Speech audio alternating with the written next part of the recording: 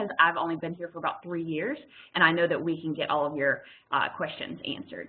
So what I'll do is I'll just start by sharing my screen and walking you through how you log into our portal. We use something called single sign-on, which I'm sure that some of you are very familiar with, which means we have a login for our main websites, and we want to ensure that our users can log in without having 2 logins and 2 passwords to remember. So you'll notice that we have 2 main sites. One is called schools.healthiergeneration.org, and one is called host.healthiergeneration.org. They're pretty much mirrors of themselves, but I wanted to let you know that you can log into either website and you'll still get to our same training center. So I'll do that now. Once you navigate here, it'll ask for your email address, which I'll type in, and I'll type in my password, and I'm going to log in. I work from a home-based office in Raleigh, North Carolina, by the way, in case you hear any background noise. We're an entire virtual organization other than one office in Portland. So you'll notice we have a Training Opportunities tab, and then we have a button that says Enter Our Training Center, and that's how you actually get in. And if you have any questions along the way, please feel free to shout them out. We did work with Cornerstone to develop a custom landing page. So this is what it looks like right now. We have a very large banner. These are our Alliance colors, so it's on brand. We have a featured training section here on the left side of the screen. We have a continued training box, and then we have pending evaluations below that. And we have our find new training here on the right side. And then we also have started to put together our YouTube videos that we have on our YouTube channel, and we'll feature whichever one is featured on our website for that moment in time, so that way people can get connected to our social media accounts. Any questions about our custom welcome page? Now, of course, you're seeing what a user would see. You're not seeing our admin view, but if you have any questions about that, I can log in as an admin and we can go through anything that you might have a question about. So from our Jennifer? Yeah, go ahead. This is Claire from Beyond Prevention. So I was curious if this was your starting portal, or did you have an earlier version and change it to this over time? Yeah, that's a really good question. We actually have 2 portals. So we have an internal portal that we use for recruiting and hiring, and we have our goals and all of that in there. And Marcy is the expert on that. That's why she's on the call today. And she also handles our Google Analytics, and she's a wealth of knowledge for that. This is actually our external portal just for our external audiences. So any principal, teacher, after-school time employee, this is how they get to this portal. And it did not begin, I don't believe, looking like this. Of course, we had branded it with our colors from the very beginning, but it did not have this custom welcome page. So about 2 years ago, we decided we'd love to, revamp it and relaunch it, and that's how we landed upon this. We worked with our marketing department to make sure that all of our, the pictures that we put here were on brand, all of our colors were the same. We redid these boxes based on what we thought the user would find most appealing. And of course, our featured trainings are trainings that we put into our newsletters every month, and I'm going to show you some examples of those as well. So we switched this featured training. This is a custom box here that we created. We switch this up every month based on what are we actually advertising. Thank you. That's very helpful. Yeah. My question is about the featured training. This is Marie from Advanced Net Labs. So that's a custom box, not the widget, correct? Yeah, not a widget. It's a custom HTML box. And what we did was, you don't have to be an HTML expert, but we have our tech department, which Sarah's on the call. She's our tech director. And we have people there that know HTML. I'm a novice, I would say, at using it. But they created it for us, and then they showed us how to update it. It's really pretty easy. All you do is go in and update a link and then change the text. So anyone who, even if you don't know about HTML yet, anyone could learn how to do it pretty easily. Perfect. Thank you. Yeah. Yeah, thanks for your questions. So I'm going to take you to our search trainings feature. We try to limit the amount of tabs that we have on the top because we didn't want to overwhelm people or confuse them. So that's why we only have 4. So under search trainings, by the way, any of these top tabs have to have at least one drop down. So if you're confused and you're saying, gosh, I wish it didn't, why does it say search trainings and then search by subject? Well, it has to have drop down. That's why it has that. So we'll search by subject.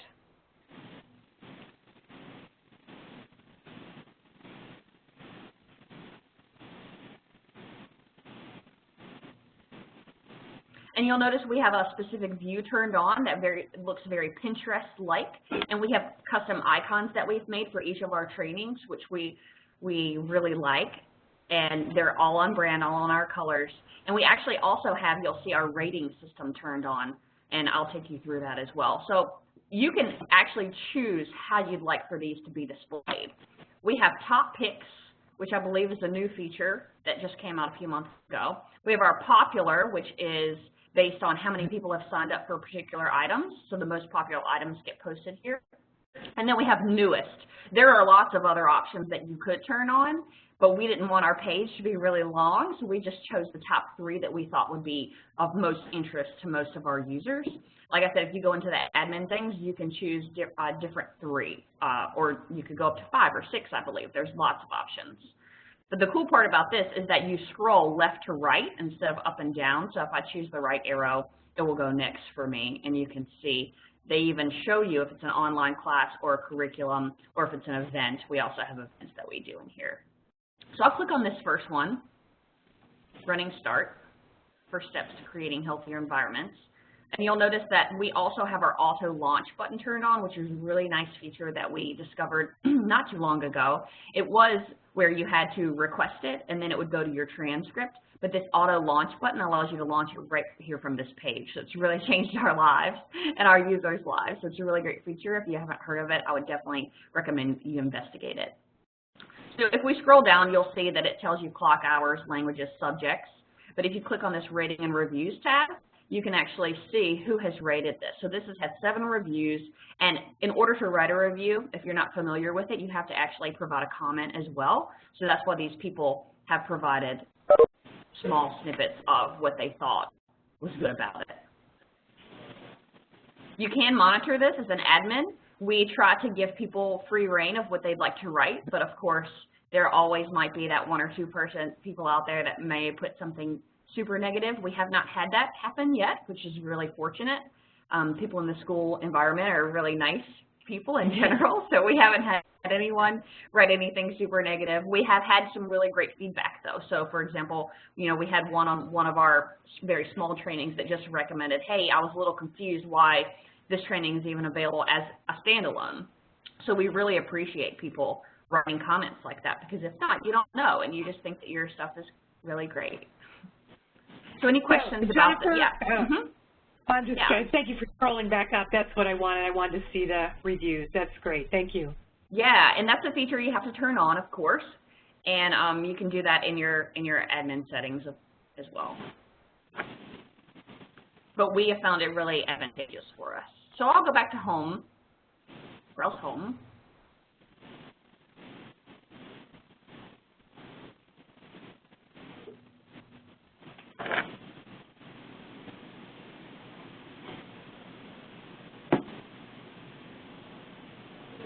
And you'll notice I came back to this nice, pretty view. But this is not the only way you have to look at our trainings.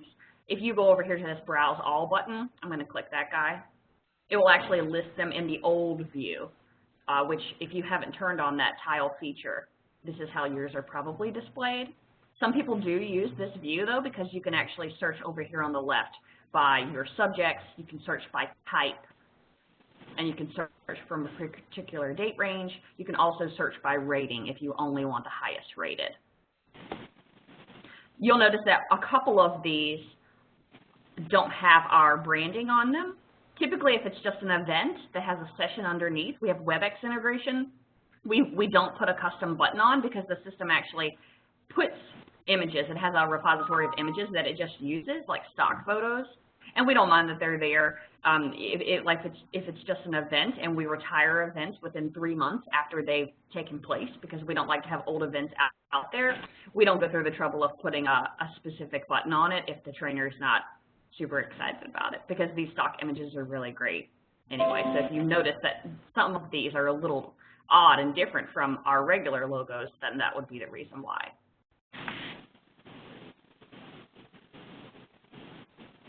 So any questions about this particular view or how you would search on the left using these different features?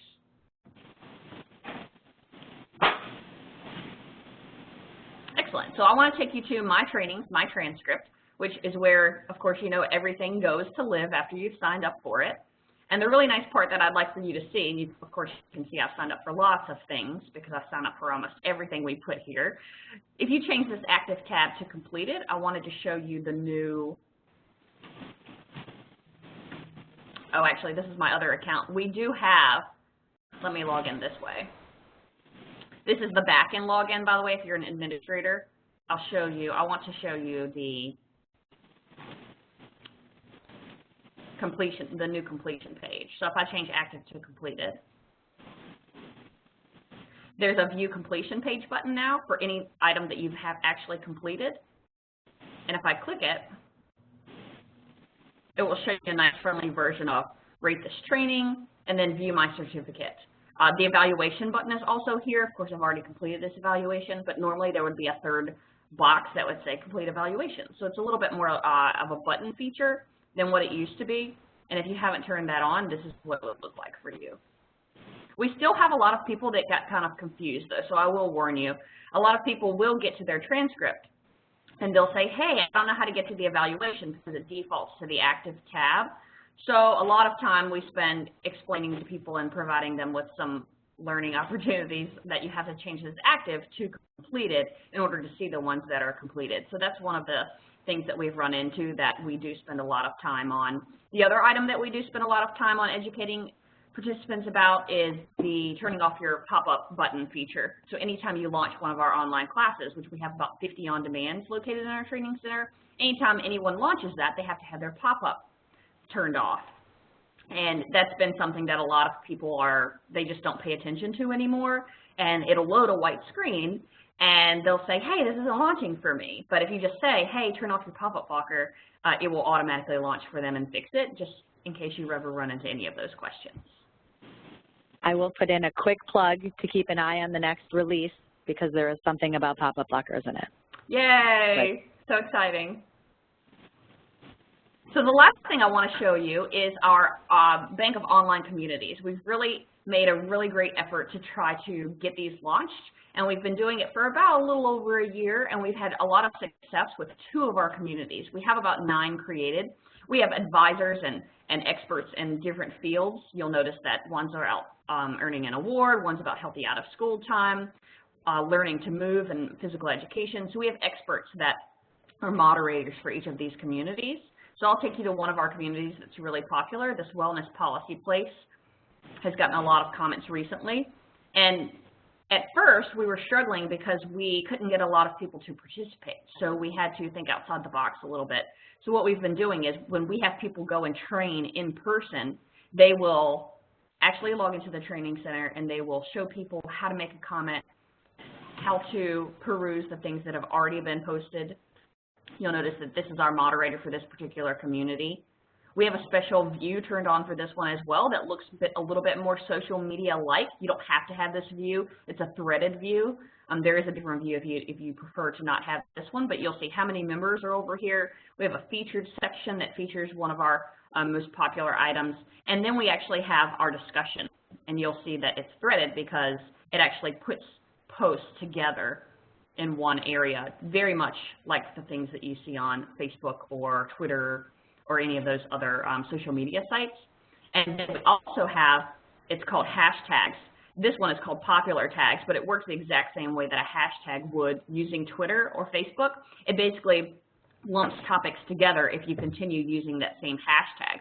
So you see that HSP has been 45 views for that particular hashtag. So if you can do a really good job of tagging your posts, it will lump together the same topics for your participants, and they can find things easier, which is the whole point of posting items. And we've really encouraged people to share their success stories. So we have had people share photos of their school environment, their school gardens. It's really taken off. So we're pretty proud of what we've accomplished so far in the short amount of time that we've been advertising these. Jennifer, this is Claire again at the Ounce. This is really terrific. It's really hard to get people to engage in these online communities, so you're really doing something right here. Yeah, I would say don't give up. I wondered if you're noticing or experiencing people trying to get into these communities to sell things. You know, not yet, not so far, but we Okay. are on the lookout for that because in the school environment, of course, there are a lot of vendors that try to, Yeah. you know, get in. So we are on the lookout for that. We have not had it happen yet, but our communities, most of them are pretty small. We have typically between maybe 50 and 100 people in each one. So when you think about we're in 33,000 schools across the United States, when you think about how many people that is, ours are still relatively very, very tiny, so we haven't run into that yet, but we do have monitoring going on constantly. So I monitor them, each of our moderators monitors them. We do have emails turned on, and so far they haven't been super annoying, so we've left them on. Anytime there's a new posting, anyone who's a member of this particular community gets an email saying, hey, come back and engage with us. We'd love for you to comment on this new posting. Eventually, if it got to be too large, those emails might become too much for people and we would consider turning them off. But so far, it's been positive and it has prompted people to log in. And it's a friendly reminder that things are happening in this community and we want you to participate. Can I ask a follow-up question? How did you go about thinking about engaging the experts to moderate? Because clearly they're not all employees of your organization. Are they from your partner organizations, or how did you go about that part? Yes, actually all of our moderators are employees of our organization. And oh, they are? Okay. Yeah, okay. We have about 115 employees that work for the Alliance, and we have around, I believe, 8 content advisors. So every single advisor, we said, you're going to have your own community, and it's a part of their goals and their metrics for the year. So we really incorporated into their job description of this is an element that we'd really like to have you, you know, do, like as a part of your job, because we're attempting to increase their presence in the world and in the school environment. And how do you do that? Well, you put them out there and you tell people, this is our expert on this particular topic, and this is who you come to when you have questions on this certain subject. So we've really tried to elevate them on Twitter as well, on social media. So in order to do that, we said, hey, you're going to have your own community, and we would love for you to think out of the box and think of really creative ways to get people involved in your particular community. Great, great. But, you know, that is a really great idea and opportunity that we have not explored yet, but it could be something that we do invite other organizations. You know, we work closely with the CDC and other health organizations. We could invite them to be either guest posters, or we could invite them to be a moderator for a particular month, and we could really advertise that. I think that would go over really well, and then we would get a lot of people from their side or their community logging in and joining us as well. So that's actually a really great idea.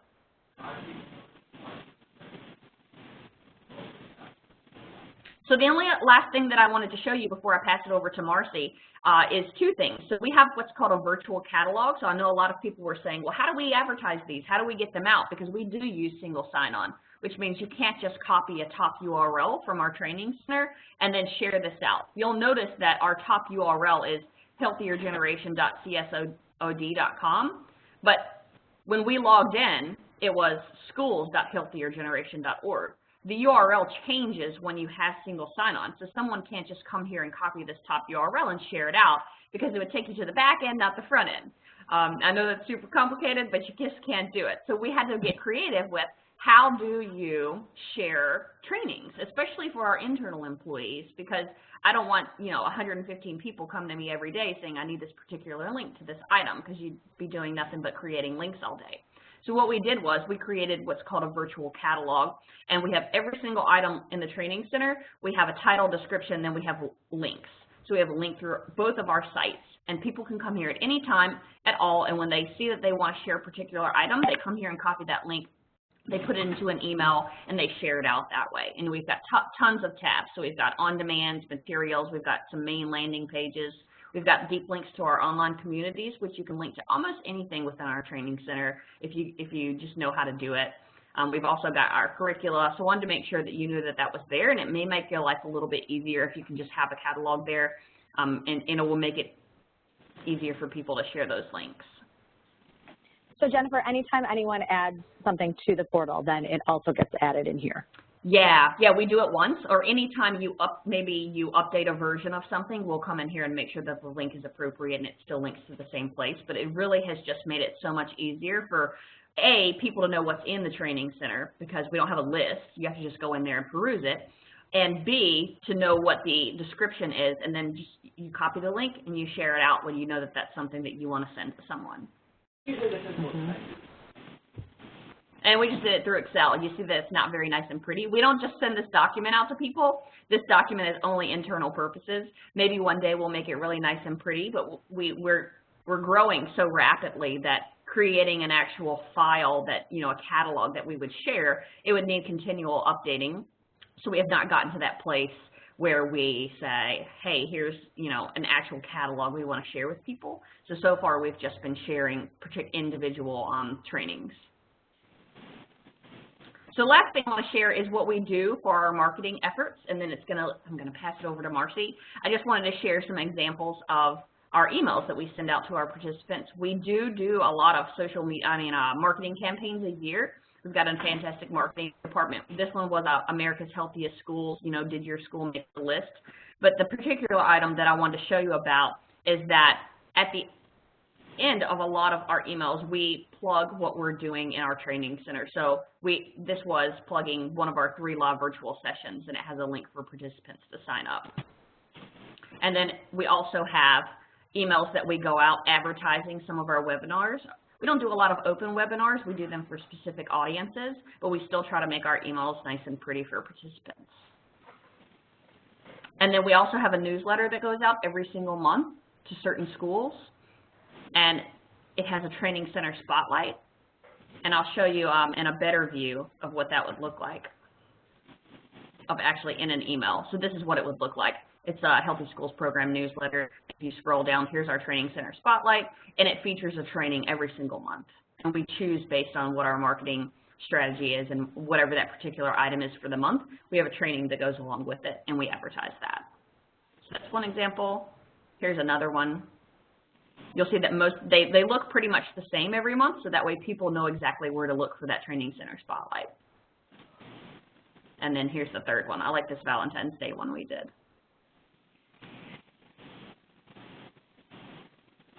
So I'm going to pass it over to Marcy,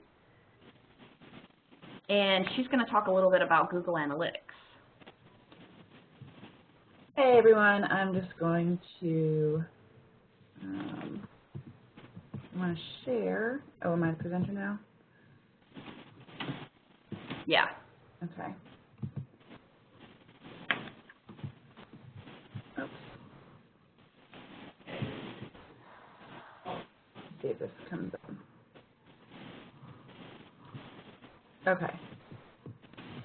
So Jennifer and I started working together specifically on capturing some data and using Google Analytics earlier this year. So like she showed everybody, we have a single sign-on. So one of the difficulties we have is we get information in 2 different places. So we've used Google Analytics for our website for the past decade or so, and so the newsletters drive everybody to the Alliance for Healthier Generation website, or the Schools That Healthier Generation website that Jennifer showed you earlier.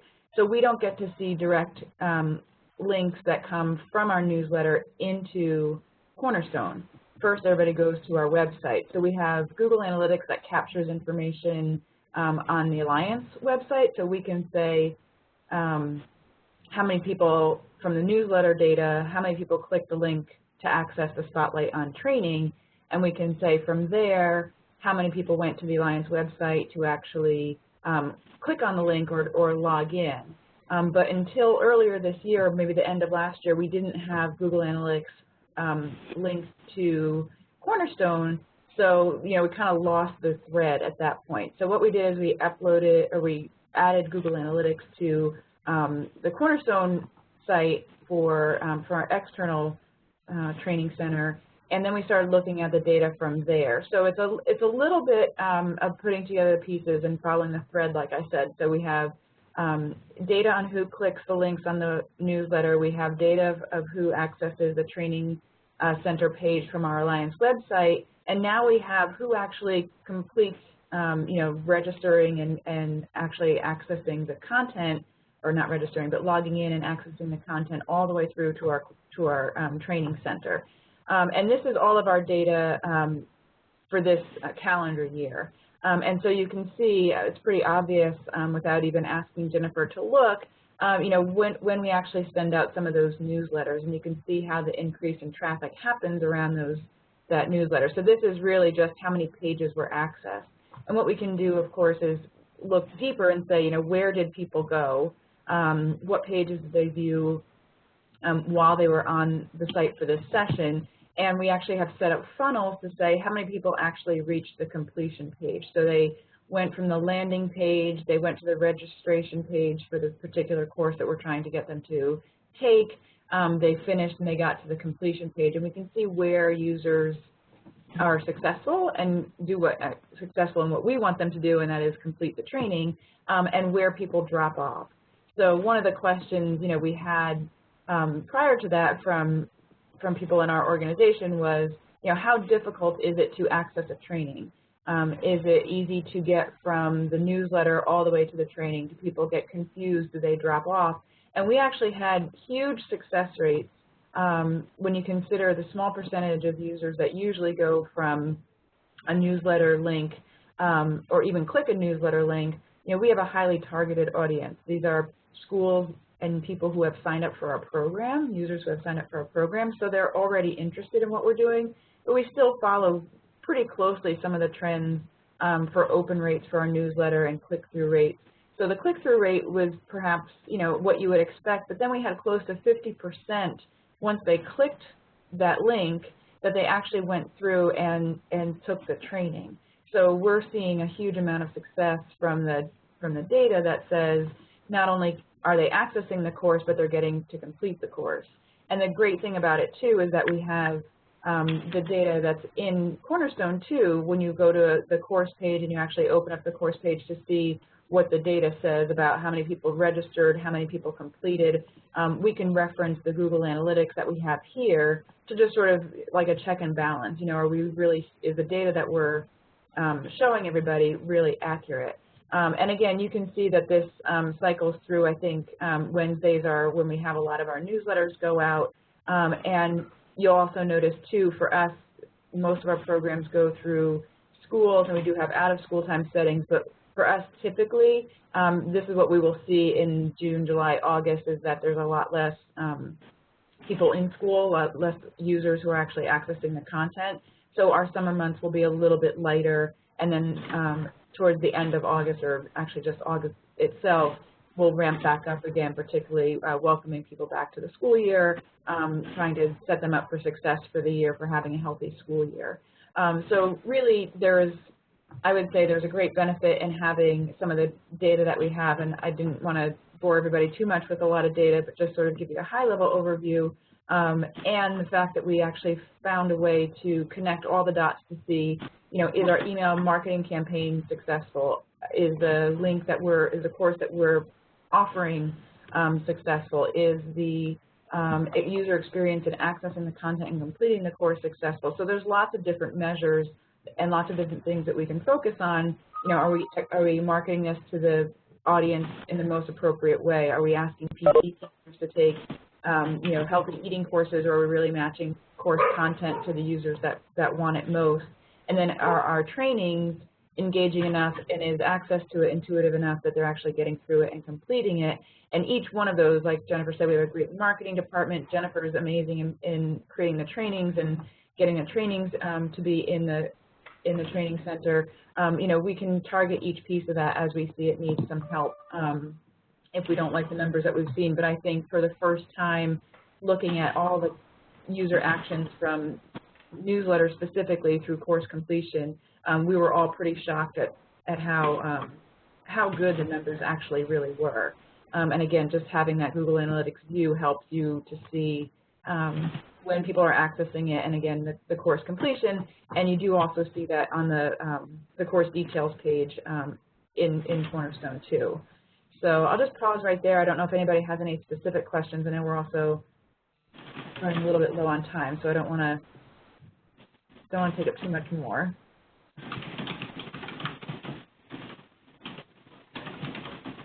Anyone have questions? Are people using Google Analytics?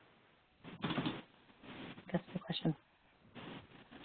Anyone else We out there? are at the ounce. We look at it on a monthly basis. The marketing team looks at it.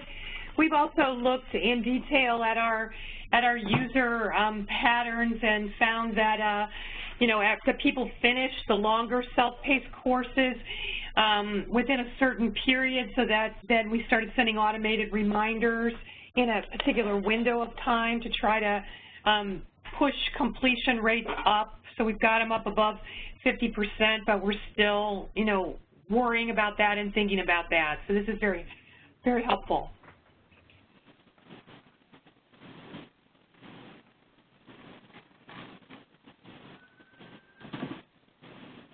Okay. Any other thoughts or comments? I know we are in the next short window of time. Okay, Todd did the good. I'm going to ask. So Alliance, thank you. I think that walkthrough was super helpful, and the attention you paid to the different details. That process was great, and that view into Google Analytics. I'm going to ask, I'll follow up for a few of the things that you mentioned to see if we can get our hands on them and then share them in the community so that people can look back both at that HTML code and that spreadsheet. Some things that I think will be worth documenting for posterity as people return to it. And it's always, it will be available for questions or any follow-ups on that. I'm going to ask let's give a quick 5 minutes, in the last 5 minutes. I just wanted, since we talked about Google Analytics, I want to ask Alec to give a quick overview of a program we're doing with Google AdWords. We're not going to go in deep. We can always schedule some time to follow up. I know it'll be, some people are using AdWords, some aren't, but I think this will just maybe spark some good ideas of how to think about them. And then we could assemble a smaller group if we wanted to look more deeply at how this might apply to you. Does that work? Sounds good. Thank you, Amy. Hi, everyone. Yep. Nice to see many of you again. For those of you who I haven't met, my name is Alec Green. I oversee marketing for the foundation. And so one of my key focus areas in marketing is new learner acquisition for our Ready portals. And hopefully all of you are familiar with our Ready portals, Disaster Ready, Nonprofit Ready, and Teaching Ready. I'm going to talk today about Nonprofit Ready, which hopefully you see here on the screen. And really what we want to focus on is learner acquisition, right? So this is an open online learning portal. It's free. You can go in. Anybody can go and sign up as an individual learner or as an organization to take free training. And so to give you some perspective, we use AdWords as our primary marketing channel to get learners in. It's actually more than 50% of the new learners we get every month, direct registrants, people who sign up on our website, come to us from AdWords. And so we've been using AdWords for both of our sites, for Nonprofit Ready, and then this is Disaster Ready.